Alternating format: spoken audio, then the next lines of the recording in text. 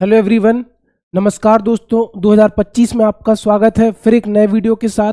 और आज का वीडियो अगर आपने देख लिया, भले ही आप किसी भी टीचर से पढ़ते हो, कहीं से भी पढ़ते हो, डजेंट मैटर, लेकिन जो आज की एग्जाम की स्ट्रेटजी वाली वीडियो होगी, जो एग्जाम के लिए रणनीति होगी, वो आपके हर एग्जाम के लिए काम आएगी। लेकिन आपने थंबनेल और टाइटल देख ही लिया होगा कि 2025 में ग्रुप डी लेवल 1 के एग्जाम की तैयारी के लिए सटीक रणनीति क्या है। लेकिन यही तरीका आप किसी भी एग्जाम की तैयारी करें, चाहे वो एसएससी सीजीएल हो, चाहे वो बैंकिंग का एग्जाम हो, चाहे वो रेलवे का एग्जाम हो, कोई भी एग्जाम हो, यूपीएससी हो, पीएससी हो, बस आपको ये चीज़ें फॉलो करनी है तो डेफिनेटली आपको एग्जाम में सफलता मिलेगी। और नहीं भी मिलेगी तो आप उस जिस नौकरी की तैयारी कर रहे हैं उससे अच्छा कर पाएंगे अगर आप इन बातों को फॉलो करेंगे। तो हेलो गाइस, मेरा नाम अनिल सिंह राजपूत है और मैं सागर मध्य प्रदेश का रहने वाला हूं। जैसा कि आपको पता है कि मैं इंडियन रेलवे में जॉब करता हूं। तो आज का वीडियो चलिए गाइस स्टार्ट करते हैं। जय महाकाल। तो आप ध्यान से देखना, आज जो हमारा टॉपिक है कि 2025 में आरआरबी ग्रुप डी एग्जाम की तैयारी करने की सटीक रणनीति क्या है। सबसे पहले आपको क्या करना होगा, आज से ही अगर आप किसी भी एग्जाम की तैयारी कर रहे हो तो दिन में कितना भी टाइम निकालो, आपको मॉक टेस्ट देना है। अगर आप शुरुआत में फुल लेंथ टेस्ट नहीं दे पा रहे, फुल लेंथ से मतलब आपको पता है कि इसका सिलेबस क्या है, आप सब जानते हो कि इसमें जो मैथ्स आनी है 25 नंबर की आनी है, जनरल इंटेलिजेंस एंड रीजनिंग आनी है वो 30 नंबर की आनी है, जनरल साइंस आना है ये 25 नंबर का आना है, इसके बाद current affairs and general awareness आना है वो 20 मार्क्स का आना है। क्या बचा? 25 25 50 और 20 70 और 30 100, टोटल 100 क्वेश्चन है। और टाइम कितना है इसमें? 90 मिनट का टाइम है। 90 मिनट में आपको 100 क्वेश्चन करने हैं और ये आपका सिलेबस है। अब आप ध्यान से देखना कि आपको मॉक टेस्ट लगाने हैं। शुरू में क्या होता है कि आप पूरा मॉक टेस्ट नहीं दे पाते, आपको 90 मिनट बैठना कठिन है, तो आप मैथ का दीजिए। मैथ का लगाने के बाद आपको पता चलेगा मैथ में मेरी कौन से टॉपिक में कमी है, क्या दिक्कत है। रीजनिंग का दीजिए इंडिविजुअली, जीएस का दीजिए, जनरल अवेयरनेस का दीजिए। जैसे जैसे आपकी सिटिंग बढ़ जाए आप पूरा फुल लेंथ टेस्ट लगाइए। तो सबसे पहला तरीका यही है कि आपको एनी हाउ एनी सिचुएशन में आपको मॉक टेस्ट देना है ना। रात में दो, आपको लगता है कि मेरे घर में शोर शराबा है, दिक्कत है, तो ऐसे टाइम में दो जब आपको कोई डिस्टर्ब ना करे, है ना। आपको मॉक टेस्ट देना है अगर आपको एग्जाम पास करना है, तो ये पहला स्टेप है। इसके बाद हाँ, इसके साथ साथ आपको दो चीज़ों का और ध्यान रखना है। एक तो डिसिप्लिन और कंसिस्टेंसी, है ना। आपको कंसिस्टेंसी बरकरार रखनी है, डिसिप्लिन में रहना है, तो डेफिनेटली आपको फायदा होगा। चलते हैं अगली स्लाइड की तरफ। अगली स्लाइड, बुक्स कौन कौन सी आपको प्रेफर करनी है। तो सबसे पहले आप मैथ्स के लिए, अगर आप मैथ्स कमजोर है आपका, तो मैथ्स के लिए किसी भी पब्लिकेशन की बुक प्रेफर कर सकते हैं। अगर आप मुझसे पूछेंगे तो मैं आर.एस. अग्रवाल सजेस्ट करूंगा। आर.एस. अग्रवाल बेसिक मैथ्स के लिए बहुत अच्छी किताब है। और यहाँ पर आपको ग्रुप डी लेवल 1 जैसे एग्जाम के लिए बेसिक मैथ्स स्ट्रॉन्ग करनी है। डजेंट मैटर कि आपको बहुत सारी मैथ्स आती हो, जरूरी नहीं कि आपको सारे फॉर्मूले आते हो, सारे टॉपिक आते हो, आपको बेसिक मैथ्स अच्छी करनी है ना। इसके लिए आप बुक प्रेफर कर सकते हो, मैं नाम नहीं लिखूंगा, आर.एस. अग्रवाल या फिर कोई भी राइटर की, जो भी आपको टीचर पसंद हो। इसके बाद बात आती है रीजनिंग की, है ना। तो रीजनिंग के लिए भी आप जानते हैं कि आर.एस. अग्रवाल पहले इंग्लिश में बुक छापता था, अब हिंदी में भी उसकी बुक आने लगी है, तो आप रीजनिंग उससे पढ़ सकते हो। बहुत सारा कंटेंट, बहुत सारा मटेरियल है जो कि हर एग्जाम में काम में आता है। अगर आप इसके अलावा दूसरे एग्जाम की प्रिपेयर करें तो वो उसमें भी आएगा, है ना।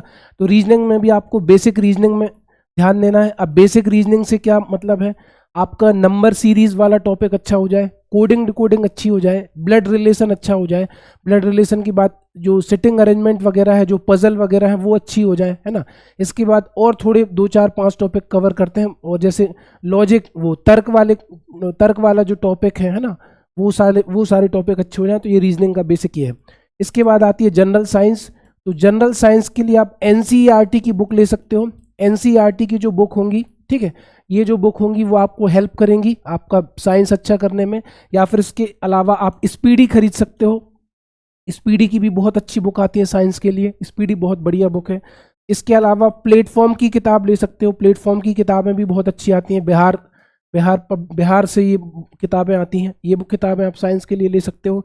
और आपको जीए और जीएस, मतलब जनरल अवेयरनेस या करंट अफेयर्स या जीएस, ये पूरा अगर आपको अच्छा करना है तो इसके लिए बेस्ट बुक मैं आपको सजेस्ट करूंगा, black book by Nikhil Gupta, है ना। ये किसी तरीके का पेड प्रमोशन नहीं है, इसमें जो किताबें आपको एग्जाम में सिलेक्शन दिला सकती हैं और आप पढ़ने के बाद किसी दूसरे को किताबें दे सकते हो, वही किताबें मैं आपको यहाँ पर बता रहा हूँ। तो black book Nikhil Gupta sir की आती है, ब्लैक कलर में ही आती है, आप सर्च करना, वो भी आपको मिल जाएगी। अब किताबों के बाद हम लोग चलते हैं टाइम टेबल के ऊपर। तो देखो, ग्रुप डी लेवल 1 जैसे एग्जाम के लिए आपको टाइम टेबल बहुत कुछ बनाने की ज़रूरत नहीं है। डेली अगर आप 3 to 4 आवर्स डेली 3-4 घंटे पढ़िए, उसके अलावा बाकी के जो 15-20 घंटे बचते हैं उसमें अच्छी नींद भी लीजिए, रिलैक्स रहिए, है ना। और आपकी साइड में कोई स्किल है या फिर कुछ और आप कहीं पर जॉब करते हो पार्ट टाइम, तो वो भी कंटिन्यू रख सकते हो। ऐसा नहीं कि आप वो नहीं कर सकते, क्योंकि जितनी जिस हिसाब से पोस्टें आती हैं, जिस हिसाब से सिस्टम हमारा भारत देश का चलता है, अगर आपका सिलेक्शन कहीं पर नहीं हुआ तो ये चीज़ें आपको कहीं ना कहीं हेल्पफुल करेंगी। तो 3-4 घंटे आपको पढ़ना है, यही टाइम टेबल है। दिन में, रात में, अकेले में, सबके साथ, जब आपको टाइम मिले पढ़ें। अगली स्लाइड में चलते हैं। Stay motivated during preparation. Preparation के दौरान हम मोटिवेटेड कैसे रहें?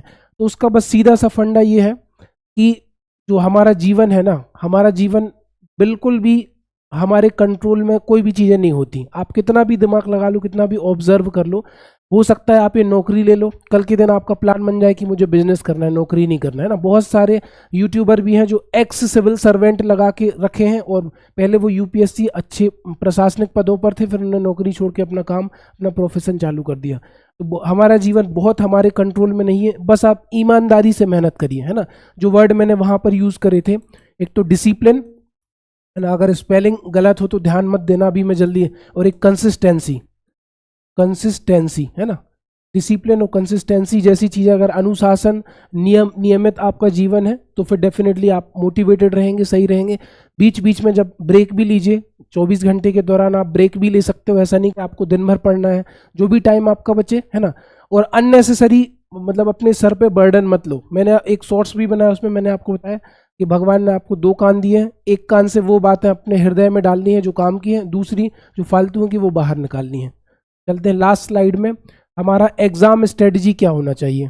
ये बहुत बाद की बात होती है, जैसे मैंने बहुत सारे एग्ज़ाम दिए हैं उनके बारे में मैं आपको बता दूं कि जैसे 1 से लेके 100 क्वेश्चन आपके एग्ज़ाम में आते हैं, तो होता क्या है, कभी कभी शुरू के जो 5-10 सवाल होते हैं वो थोड़े से डिफ़िकल्ट आ जाते हैं और उनमें आपने पता चला